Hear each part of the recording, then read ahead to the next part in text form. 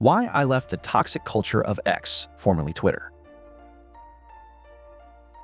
For over a decade, Twitter, or X, was the nervous system of the internet, the digital town square, a place for wit, for news, for community. I am an insatiable seeker for knowledge and a staunch believer in freedom. But then, I started to notice the fumes. I did not just deactivate my account. I conducted an exit interview with myself. What I discovered was not just a change in ownership or a new logo. It was a fundamental understanding of how the platform's architecture, its very design, cultivates a toxicity so pervasive, it alters how people think, communicate, and even feel. So, let me say this as a case study on why I left X. Toxicity on X is not an accident. It is a logical output of its design. Let us examine the blueprint. The core metric is engagement. And what drives engagement? Not nuance, not thoughtful agreement. It is strong, visceral emotion, primarily outrage and tribal affirmation. The algorithm learns that conflict is a high-yield crop, and it farms it relentlessly. The quote tweet is the primary weapon. It allows, even encourages you to remove a statement from its full context, isolate it, and hold it up for a crowd's judgment. It is performative critique, optimized for dunking, not dialogue. A person crafts a 20-thread nuanced argument. It takes 40 minutes. A reply guy can demolish it with a 2-word sarcastic burn in 4 seconds, often garnering more likes. The effort-to-damage ratio is catastrophically skewed in favor of the sniper, not the builder. This architecture creates a perverse incentive structure. Being first, being fiercest, and being the pithiest in a conflict is rewarded more than being right, being kind, or being constructive. But the real cost is not on the timeline. It is in our minds. This environment performs a subtle, insidious form of psychological conditioning. You are training your neural pathways to seek and react to threat and conflict as the default mode of social interaction. It creates a low-grade, chronic sense of outrage and existential danger that lingers off the platform. X flattens hierarchy. A Nobel laureate and a troll have the same size text box. This can be democratizing, but it also falsely equates their epistemic authority.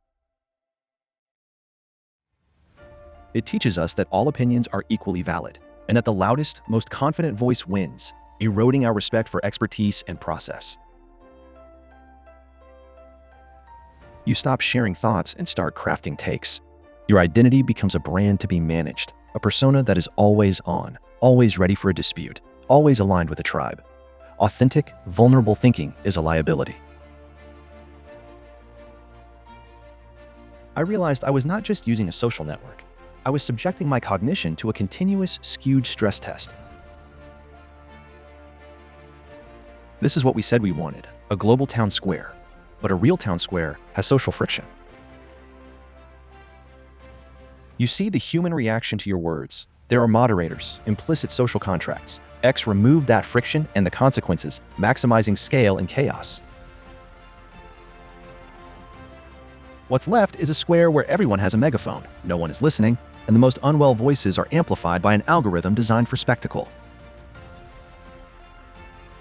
It is not a conversation, but it is a distributed panic attack. Leaving is not just about hitting deactivate. It is a cognitive detox. It is reclaiming an attention span. It is seeking depth in long-form articles, newsletters, and small dedicated community forums where ideas can breathe and people are accountable. I do not miss it. I have a wonderful family and great international friends. Perhaps one misses the idea of it. Though I noticed many people's ambient anxiety, the compulsive checking, the feeling of having a mental space colonized by 1,000 shouting strangers. Exiting a toxic culture is not a declaration of moral superiority, but it is an act of personal preservation. It is the recognition that the environments we immerse ourselves in shape our thoughts, and some environments are fundamentally corrosive. In the silence that followed, I found something profound: my own capacity for sustained thought and creative entrepreneurship. The ability to read a book without mentally drafting a tweet about it. The patience to let an idea mature in my mind, not just react to one in the moment. The town square is broken, so I am building a greater, quieter garden. And the quality of the conversation here is infinitely richer. Have you felt this shift? Are you reconsidering your own digital habitats? I would love to hear your thoughts in the comments. Let us have a conversation that would be impossible there. Sometimes, the most radical act is to leave the room.